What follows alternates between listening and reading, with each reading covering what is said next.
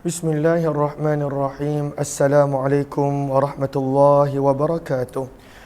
Bismillah, alhamdulillah, wassalatu wassalamu ala habibillah Sayyidina Muhammad ibn Abdullah wa ala alihi wa sahbihi wa man walah. Subhanaka la ilma lana illa ma 'allamtana innaka antal alimul hakim. ولا حول ولا قوة إلا بالله العلي العظيم. اللهم رب اشرح لنا صدورنا ويسر لنا أمورنا واحلل عقدة من ألسنتنا يفقه أقوالنا. اللهم فقهنا في الدين وعلمنا التأويل برحمتك يا رب العالمين والحمد لله رب العالمين. Alhamdulillah summa alhamdulillah. Segala puji-pujian untuk Allah Subhanahu wa taala, selawat dan salam untuk junjungan mulia baginda Nabi sallallahu alaihi wasallam. Insya-Allah pada sesi kali ini kita nak sambung pembacaan kitab hadis daripada Jami' dan Sunan Tirmizi, dan kita telah tiba pada bab yang ke-111. Yang mana pada bab yang ke-111 ini kata Imam Tirmizi, bab berkenaan tentang al-hajarul aswad, batu hitam. Hajarul aswad. Riwayat yang ke-949. Wa bihi ilaihi qala hadatsana Qutaibah qala hadatsana Jarirun an Ibn Husaim an Sa'id bin Jubair an Ibn Abbas radhiyallahu anhuma, daripada Abdullah bin Abbas radhiyallahu taala anhuma, beliau berkata bahawa baginda Nabi sallallahu alaihi wasallam telah bersabda fil hajari, berkenaan tentang hajarul aswad. Sabda Nabi, wallahi demi Allah, la yab'athannahu Allahu yaumal qiyamah, Allah akan membangkitkan hajarul aswad pada hari kiamat. Pada hari kiamat hajarul aswad akan dibawakan sebagai saksi. Apakah keadaan hajarul aswad pada hari kiamat? Lahu ainain, dan pada waktu itu ianya mempunyai dua mata. Yubsiru, yang dia boleh melihat, bihima, dengan kedua mata tersebut. Walisan, dan mempunyai lidah. Yantiqu bihi, yang dia boleh berbicara dengan lidah tersebut. Yashhadu, dan dia memberi penyaksian. Ala man istalamahu bihaqqin, ke atas orang yang pernah istilam, menyentuh ataupun menciumnya dengan bihaqqin, dengan kebenaran. Dan ini bukanlah mustahil untuk Allah. Kita dah nampak di dalam Al-Quran pada surah Yasin bagaimana tubuh badan kita pun akan ada lidah untuk berkata-kata. Al-yawma nakhtimu ala afwahihim wa tukallimuna aydihim. Siapa yang akan bercakap bila Allah tanya soalan? Itulah pada waktu itu tangan-tangan kita yang akan berkata-kata. Wa tukallimuna aydihim. Maka tidaklah benda yang pelik, hajarul aswad akan mempunyai mata dan lidah untuk berkata-kata. Lihat kepada sahara baris yang pertama, maka pada waktu itu hajarul aswad boleh kenal siapa yang pernah istilam dia. Kemudian perkataan bihaqqin pada hujung baris yang pertama. Maka apakah yang dimaksudkan dengan bihaqqin? Ai istalamahu imanan wahtisaba. Seseorang itu bila mencium ataupun menyentuh istilam hajarul aswad, maka dia melakukannya dengan penuh keimanan dan mengharapkan pahala. Itulah yang dimaksudkan dengan istilam dengan benar. Jom kita lihat riwayat seterusnya. Berkata Imam Tirmizi, hadis ini adalah hadis hasan, riwayat 950. Wa bi ilaihi qala sana Hannadun qala sana Waqi'un Hammad ibn Salamah an Farqad as-Sabakhi an Sa'id ibn Jubair an ibn Umar radhiyallahu anhuma anna Nabiy sallallahu alaihi wasallam, sesungguhnya baginda Nabi SAW kana adalah yaddahinu, pernah meletakkan bizait, pernah menyapu bizaiti dengan minyak. Wahwa muhrim, dalam keadaan baginda pada waktu itu dalam keadaan ihram.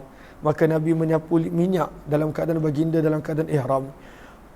Ghaira al-muqattad. Apakah maksud al-muqattad? Qala Abu Isa, berkata Imam Tirmizi, muqattad ay mutayyab. Maksudnya Nabi SAW menggunakan minyak yang tidak dicampur dengan wangian. Maka Nabi dalam ihram, Nabi SAW menggunakan minyak. Maka lihat kepada sahara pada baris yang ketiga daripada bawah. Al-muhrim, orang yang berada dalam keadaan ihram, pada waktu itu la yamassu tiban, tidak boleh pada waktu itu menyentuh wangian. Ada hadisnya yang kita telah baca. Kemudian yang kedua, wa kadza la yaddahin, orang yang berada di dalam ihram tidak sepatutnya dia meletakkan minyak. Habis tu hadis yang kita baca ni apa maksud dia?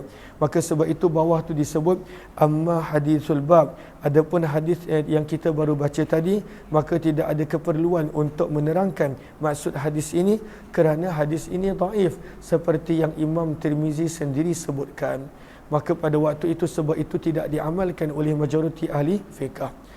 Kata Imam Tirmizi, hadis ini adalah gharib, kami tidak mengetahuinya kecuali daripada periwayatan Farqad As-Sabakhi daripada Sa'id bin Jubair, dan telah berbahas Yahya bin Sa'id Al-Qattan pada perawi yang bernama Farqad As-Sabakhi. Warawa anhu nas, namun manusia dan orang ramai ada mengambil riwayat daripadanya. Bab yang ke-112, babun Atiyah. Hai, sini. Babun, bab yang ke-112. Maka bab yang ke-112 menerangkan berkenaan tentang air Zam-Zam. Wa bihi ilahi qala hadatsana riwayat 951. Wa bihi ilahi qala hadatsana Abu Quraib bin qala hadatsana Khallad bin Yazid al-Ju'fi qala hadatsana Zuhair bin Muawiyah an Hisham bin Urwah an abihi An Aisyah radhiyallahu anha, daripada Ummul Mukminin Aisyah radhiyallahu taala anha, beliau berkata annaha kanat tahmilu, bahawa beliau pernah membawa pulang min ma'i Zamzam, daripada air Zamzam. Wa tukhbiru, dan Aisyah mengkhabarkan sesungguhnya Nabi sallallahu alaihi wasallam juga pernah membawa pulang air Zamzam. Maka membawa pulang air Zamzam, maka pada waktu itu bukanlah perkara yang pada waktu itu salah ataupun tidak betul. Namun pada zaman kita, kalaulah kita pergi dengan visa pelancong, maka daripada Jeddah kadang-kadang sukar untuk membawa pulang. Tapi daripada Madinah setakat ni masih lagi boleh, tak ada masalah. Berkata Imam Tirmizi, hadis ini adalah hadis hasan gharib, kami tidak mengetahuinya kecuali daripada sanad ini.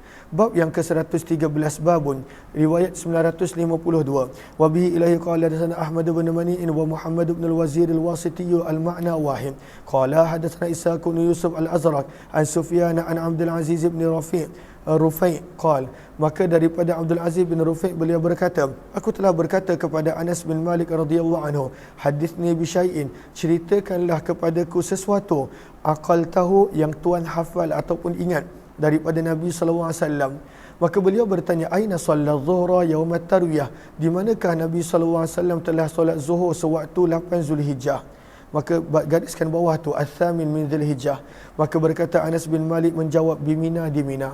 Qala, kemudian berkata lagi perawi, qultu, aku bertanya, di manakah Nabi sallallahu alaihi wasallam solat asar pada hari Nafar? Maka maksudnya hari Nafar pada hari yang ke-13 Zulhijjah. Maka Anas bin Malik menjawab, bil Abtah, di tempat yang bernama Abtah, dalam perjalanan Nabi nak pulang ke Madinah. Thumma qala, kemudian berkata Anas, if'al, buatlah seperti mana yang para pemerintah kamu lakukan sewaktu haji. Buat seperti mana yang para pemerintah kamu lakukan waktu haji. Dan ini pun sebenarnya pada waktu itu yang kita nampak pada zaman kita. Pada zaman kita, dalam keadaan kita nak mengikuti haji Nabi SAW, perlu kita ambil berat atas saranan dan galakan yang telah dibuat oleh pihak tabung haji contohnya. Kenapa mereka suruh pada waktu itu pergi pada waktu yang berbeza, pergi pada waktu yang lain?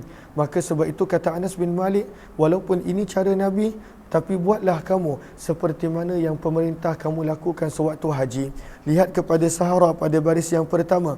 Yuridu, Anas bin Malik ingin pada waktu itu bahawa apa yang beliau sebutkan daripada Nabi SAW, laisa binusukim minal manasik wajaba alaika fi'lah, bukanlah termasuk daripada amalan haji yang wajib dibuat seperti itu. Bukan pada waktu itu. Ini sunnah betul, ini adalah apa yang Nabi buat. Tapi kata Anas bin Malik, ianya bukan wajib. Faf'al, maka buatlah kamu seperti mana yang para pemerintah kamu lakukan. Inilah yang disebut oleh Imam Tibi rahimahullahu ta'ala.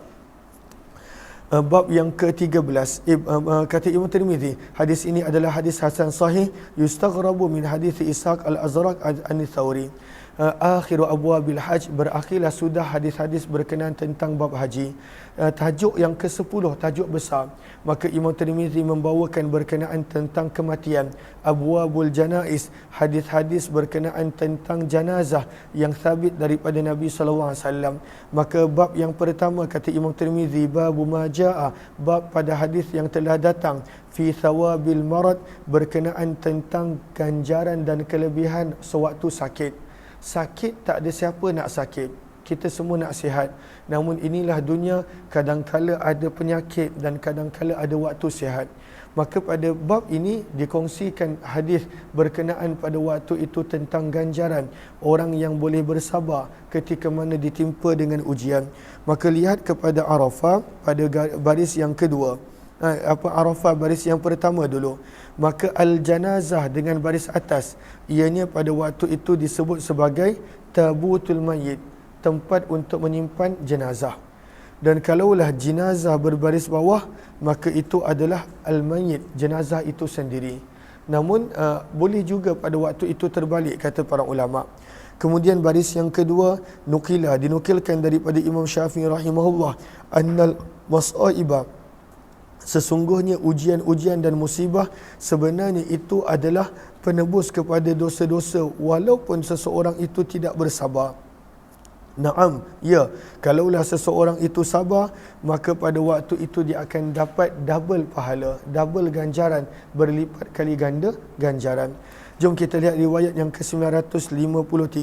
Wa bi ilahi qala hadatsana Hannadun qala hadatsana Abu Muawiyah anil A'mash an Ibrahim anil Aswad an Aisyah radhiyallahu anha qalat qala Rasulullah sallallahu alaihi wasallam, baginda Nabi sallallahu alaihi wasallam bersabda, la yusibu, tidaklah menimpa, tidaklah terkena al-mu'minah, seorang yang beriman, syaukatun, akan duri, fama fauqaha, ataupun sesuatu yang lebih kecil ataupun besar daripadanya. Dia boleh besar dan kecil, dua-dua terjemahan.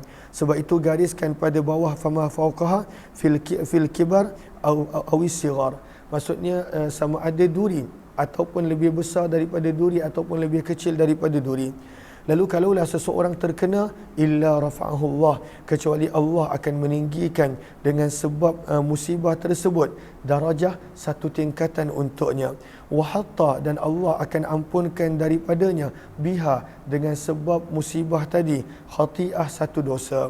Dan di dalam bab ini ada juga riwayat daripada Sa'ad bin Abi Waqqas, Abu Ubaidah bin Jarrah, Abu Hurairah, Abu Umamah, Abu Sa'id al-Khudri, Anas bin Malik, Abdullah bin Amr, Asad bin Kurs, Jabir, Abdurrahman bin Azhar, Abu Musa al-Ash'ari radhiyallahu anhum. Berkata Imam Tirmizi, hadis Aisyah adalah hadis yang hasan sahih. Riwayat 954. Wa bi ilahi qala hadatsana Sufyan bin Waqi' qala hadatsana Abi an Usamah bin Zaid an Muhammad bin Amr bin Ata bin Yasar an Abi Sa'id al-Khudri radhiyallahu taala anhu qala, kata Abu Sa'id al-Khudri radhiyallahu taala anhu, baginda Nabi sallallahu alaihi wasallam telah bersabda, ma min syai'in, tiada sesuatu pun, yusibu, yang menimpa al-mu'mina, orang beriman, min, daripada nasabin, keletihan. Letih pun dapat pahala. Macam Masya Allah, banyak yang join setiap sesi daripada Tirmizi, termasuklah para pelajar. Maka letih kadang-kala sebab kelas daripada sebelum subuh, kadang-kala berlarutan sampai malam, letih. Maka letih pun dapat pahala. Maka sabda Nabi, tidaklah yang menimpa seorang yang beriman daripada keletihan, wala hazan, kesedihan, wala wasab, kesakitan yang berterusan, hatta alham, bahkan pada waktu itu kerisauan, yahumuh, yang menimpanya, kecuali Allah akan mengampunkan disebabkan perkara tersebut daripadanya sayyiatihi, dosa-dosanya, sabda Nabi SAW. Kita lihat kepada Sahara pada baris yang ketiga. Maka apakah yang dimaksudkan dengan nasab, iaitu at-ta'ab, letih. Dan apakah yang dimaksudkan dengan wasab adalah wathani al-alamul lazim, kesakitan yang pada waktu itu datang ad-daim, berterusan. Maka kesakitan yang berterusan dipanggil wasab. Kemudian kita lihat kepada alham, baris yang paling bawah saliskan Sahara. Maka apakah beza alham dengan hazan? Maka kata para ulama, alham pada waktu itu risau tentang sesuatu yang belum berlaku. Sementara hazan pula adalah pada waktu itu risau tentang benda yang telah berlaku, sedih dengan benda yang telah berlaku. Apa tu, Fi? Okey. Hai Atiyah. Okey, berkata Imam Tirmizi, hadis ini adalah hadis yang hasan pada tajuk ini. Qal, berkata Imam Tirmizi, dan aku telah mendengar Jarud berkata, dan Jarud telah berkata, aku telah mendengar Waqi' berkata, innahu lam yusma', sesungguhnya tidak ada sama' fil ham, berkenaan tentang lafaz ham, annahu yakuna kafarah, bahawa ham boleh menjadi penebus dosa, kecuali hanya ada dalam sanad ini sahaja. Dan sungguh telah meriwayatkan sebahagian daripada ilmuan hadis ini daripada Atha' bin Yasar, daripada Abu Hurairah, daripada Nabi SAW. Bab yang kedua berkenaan tentang iyadatil marid, menziarahi orang yang sakit. Menziarahi orang yang sakit sebenarnya adalah salah satu sunnah yang Nabi SAW ambil berat. Dan sebenarnya menziarahi orang sakit menjadikan kita dapat rasa bersyukur, menghargai nikmat sihat. Kadang-kadang kita tak menghargai nikmat sihat. Bila nampak orang tu dah sakit, barulah kita akan menghargai. Riwayat yang ke-955. Wa bi ilahi qala hadatsana Humaid bin Mas'adah qala hadatsana Yazid bin Zurai' qala hadatsana Khalid bin Al-Hazza an Abi Qilabah an Abi Asma Ar-Rahabi an Thauban an Nabi sallallahu alaihi wasallam qala, daripada Thauban radhiyallahu taala anhu daripada Nabi sallallahu alaihi wasallam baginda bersabda, innal muslima, sesungguhnya seorang Islam, idza ada, apabila dia menziarahi saudara Islamnya yang sakit, lam yazal, maka berterusanlah dia fi khurfatil jannah, berada di dalam taman syurga. Berada di dalam taman syurga. Khurafah, apakah maksud khurafah? Memetik buah-buahan yang segar, itu maksud khurafah. Maka boleh juga mengambil terjemahan seolah-olah dia sedang mengutip pahala-pahala yang melayakkan dia untuk masuk ke syurga. Dan di dalam bab ini ada juga riwayat daripada Ali bin Abi Talib, Abu Musa al-Asy'ari, Bara' bin Azib, Abu Hurairah, Anas bin Malik, Jabir bin Abdullah radhiyallahu anhum. Berkata Imam Tirmizi, hadis Thauban adalah hadis yang hasan, dan Abu Ghifar dan Asim al-Ahwal telah meriwayatkan hadis ini daripada Abu Qilabah, daripada Abu Al-Ash'ath, daripada Abu Asma', daripada Thauban, daripada Nabi SAW, riwayat yang lebih kurang sama. Berkata Imam Tirmizi, aku telah mendengar Muhammad bin Ismail Al-Bukhari berkata, man rawa, barang siapa meriwayatkan hadis ini daripada Abu Al-Ash'ath, daripada Abu Asma', maka riwayatnya itulah yang paling sahih. Berkata Imam Muhammad bin Ismail Al-Bukhari, wa ahadithu Abi Qilabah, dan hadis-hadis yang diriwayatkan oleh Abu Qilabah, innama hiya, sesungguhnya ianya hanyalah daripada Abu Asma', kecuali hadis ini yang daripada orang yang lain. Wahwa indi, dan di sisiku hadis ini adalah daripada Abu Al-Ash'as, daripada Abu Asma'. Riwayat yang ke-956. Wa bi ilahi qala hadatsana Muhammad bin Wazir al-Wasiti qala hadatsana Yazid bin Harun an Asim al-Ahwal an Abi Qilabah an Abi Al-Ash'ath an Abi Asma' an Thauban radhiyallahu ta'ala anhu an Nabi SAW nahwa, riwayat yang lebih kurang sama. Wa zada fihi, namun dalam sanad ini ada penambahan. Qila, dikatakan, wahai Rasulullah, apakah itu khurfatul jannah? Maka sabda Nabi, janaha. Janaha boleh memberi makna kebun, janah boleh memberi makna pada waktu itu memetik buah-buahan segar. Apa maksud memetik buah-buahan yang dimaksudkan di sini? Pada waktu itu memetik pahala-pahala yang pada waktu itu dapat apabila menziarahi orang yang sakit. Maka ada dua terjemahan pada khurfah dan juga janah. Wabi ilahi qala hadatsana Ahmad bin Abdah ad-Dabbi qala hadatsana Hammad bin Zaid an Ayyub an Abi Qilabah an Abi Asma' an Thauban an Nabi sallallahu alaihi wasallam nahwa hadits Khalid wa lam yadhkur, namun tidak disebutkan padanya daripada Abu Al-Ash'as. Wa rawa ba'dhum, telah meriwayatkan sebahagian mereka hadis ini daripada Hammad bin Zaid, namun mereka tidak memarfu'kan hadis ini sampai kepada Nabi. Apakah maksud marfu'? Maka hadis tersebut sanadnya tidak ada yang terputus sampai kepada Nabi sallallahu alaihi wasallam. Sementara itu lawannya mauquf. Mauquf maksudnya hadis tersebut berhenti kepada sahabat Nabi yang pada waktu itu menyebutkan tentang hadis tersebut. Riwayat 957. Wa bi ilai qala sana Ahmad bin Mani qala sana Hasan bin Muhammad qala hadatsana Israil an Thawair an abihi qala akhadha alayya Rasulullah sallallahu alaihi wasallam bi yadi. Baginda Nabi sallallahu alaihi wasallam telah memegang tanganku, maka baginda bersabda, intalik bina, marilah kita pergi menziarah Husain, anak kepada Sayyidina Ali. Setengah riwayat menyebut adalah Hasan. Na'uduh, kita menziarahinya yang sedang sakit. Fawajadna, maka kami mendapati di sisi beliau ada sahabat Nabi yang lain bernama Abu Musa al-Asy'ari radhiyallahu anhu. Maka berkata Sayyidina Ali kepada Abu Musa, a'aidan ji'ta, adakah kamu datang untuk menziarahi wahai Abu Musa, am zairan, ataupun sekadar ziarah biasa? Maka berkata Abu Musa, tidak, bahkan aku datang untuk menziarahi orang yang sakit. Maka berkata Sayyidina Ali radhiyallahu taala anhu, aku telah mendengar Nabi SAW bersabda, ma min muslim, tiada seorang Islam yang menziarahi orang Islam yang lain ghudwatan pada waktu pagi, kecuali akan mendoakan ke atasnya 70,000 malak, 70,000 malaikat, sampailah dia berpetang. Wa in adahu, dan kalaulah pada waktu itu dia menziarahi orang-orang sakit pada waktu petang, maka pada waktu itu wa in, dan tidaklah, wa in di sini maksudnya tidaklah, dan tidaklah dia menziarahi seseorang yang sakit pada waktu petang, kecuali akan mendoakan ke atasnya 70,000 malaikat. Kita kalaulah satu malaikat je doa untuk kita pun kita dah gembira. Ini yang mendoakan adalah pada waktu itu 70,000 malaikat. Sehinggalah ke waktu pagi, wa kana lahu, dan adalah untuknya kharif, gariskan bawah dia, bustan, satu taman di dalam syurga. Berkata Imam Tirmizi, hadis ini adalah hadis gharib hasan, dan sungguh kami telah meriwayatkan daripada Ali bin Abi Talib hadis ini min ghairi wajhin, daripada sanad yang berbeza. Wa minhum, dan ada di antara mereka yang pada waktu itu meriwayatkan hadis ini secara mauquf, dan pada waktu itu tidak memarfu'kannya, dan nama Abu Fakhitah namanya adalah Sa'id bin Ilaqah rahimahullahu taala. Bab yang ketiga, bab majaa, bab pada hadis yang telah datang berkenaan larangan anitamanni lil maut, daripada mengharap dan menginginkan kematian. Nabi larang, tak boleh untuk menginginkan kematian, kecuali, apakah kecuali dia? Jom kita lihat Arafah pada baris yang pertama. Qala ulama, berkata para ulama, jumpa ke tidak? Baris yang pertama Arafah, jumpa ke? Gariskan.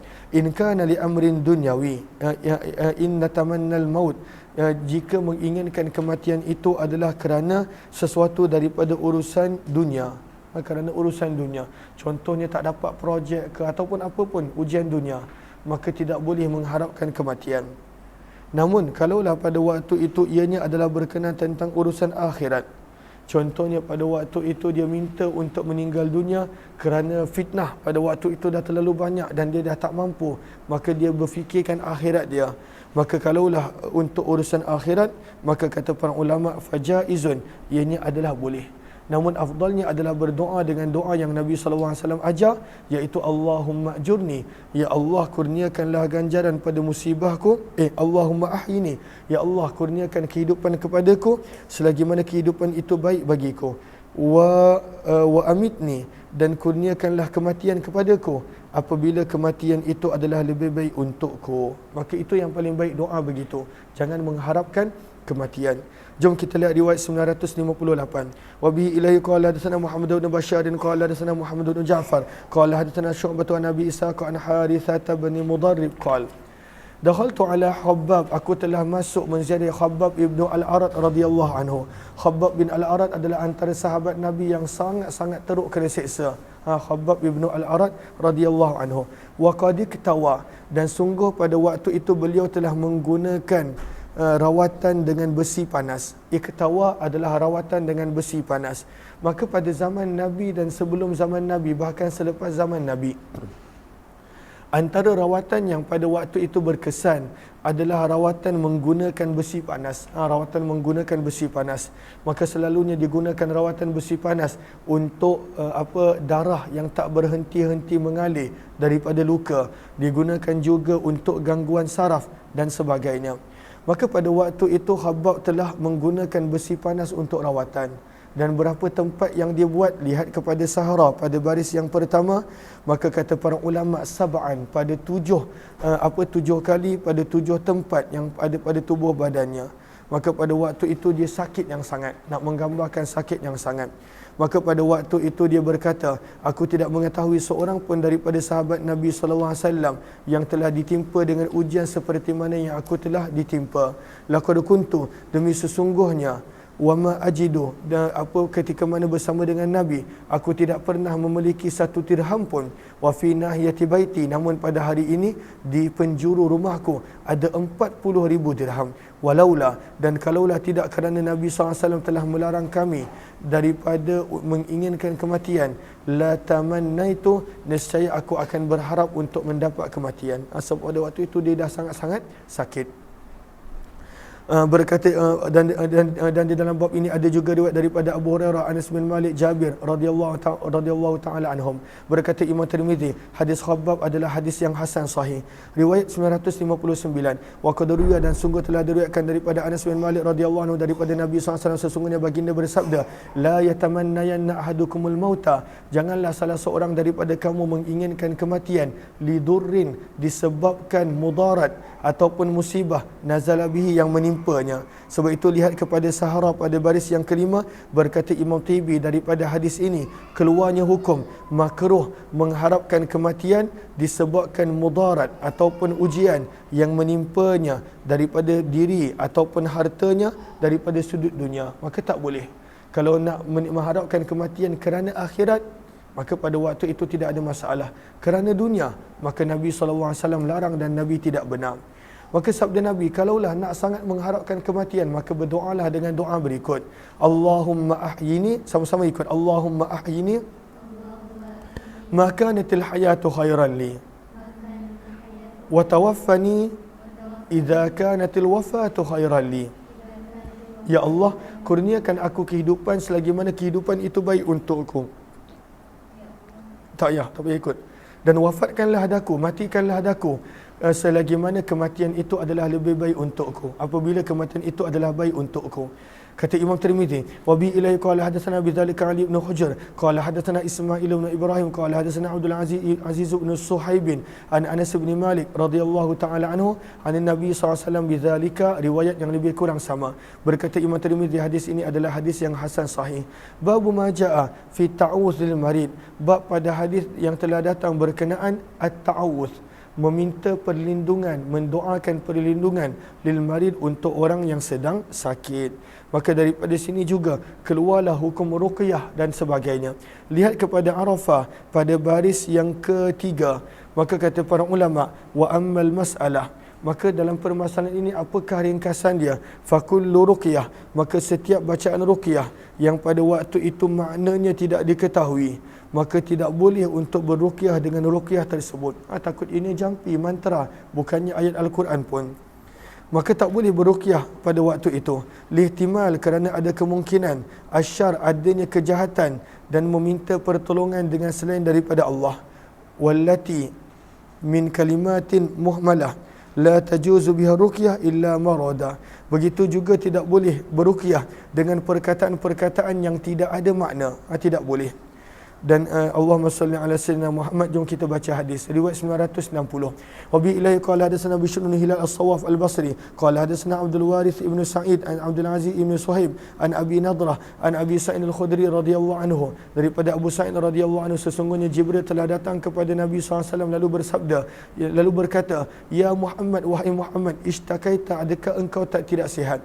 Maka Nabi menjawab, ya. Maka berkatalah Jibril, bacalah doa, ikut bismillahi urqik, ikut urqik min kulli syai'in yu'zik min syarri kulli nafsin wa ainin hasidin, bismillahi urqik wallahu yashfik.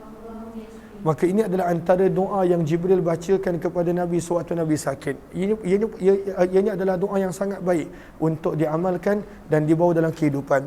Riwayat 961. Wa bi ilaihi qala sana Qutaibah qala sana Abdul Warith ibn Sa'id an Abdul Aziz ibn Suhaib qala dakhaltu ana wa Thabit al-Bunani ala Anas bin Malik. Kami telah menziarahi Anas bin Malik radhiyallahu anhu. Maka telah berkata Thabit, wahai Abu Hamzah, ishtakaitu, aku tidak sihat. Maka Anas bin Malik radhiyallahu ta'ala anhu bertanya, afala urqika, maka tidakkah patut aku meruqyahkan kamu dengan ruqyah yang telah dibaca oleh Nabi sallallahu alaihi wasallam? Maka berkatalah tabi'in ini, bala, bahkan. Maka pada waktu itu Anas bin Malik menyebutkan pada waktu itu ruqyah tersebut, Allahumma, silakan, Rabban nas mudhibal ba'sa ishfi anta syafi la syafiya illa shifauka shifaa la yughadiru saqama Kata Imam Tirmizi, dan dalam bab ini ada juga hadis dan riwayat yang lain daripada Aisyah dan Anas bin Malik radhiyallahu anhu. Berkata Imam Tirmizi, hadis Abu Sa'id adalah hadis yang hasan sahih. Beliau berkata, kata Imam Tirmizi, dan aku telah bertanya kepada Abu Ruzu'ah berkenaan tentang daripada siapa hadis ini. Maka fakultu lahu, maka aku telah berkata, ianya adalah riwayat Abdul Aziz daripada Abu Nadrah, daripada Abu Sa'id.